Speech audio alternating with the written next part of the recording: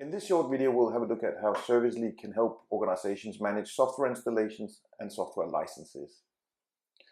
First of all, it's important to distinguish between the different types of licenses that are out there. First of all, in Servicely, we distinguish between device-based, user-based, concurrent-based, and any other type of license that will be out there. Servicely will help you manage the software contracts as well. So that's where we can come in and we can see the different types of software license contracts that are out there, and we can see the related licenses that sits under each.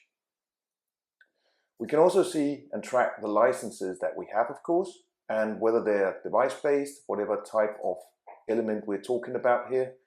So basically come in and define whether it's an OEM, client access license, named user, or whatever type. And you would have, in case it is a device-based license, you would have the related installations as well, which is what we see down here at the bottom of the screen. The key thing about license reporting is obviously to be able to track both licenses and installations, and that's where we have the license overview. The license overview will show you both the metering elements, like software installations that are out there, your software installations against the amount of licenses you would have, which is what we've got down here at the bottom.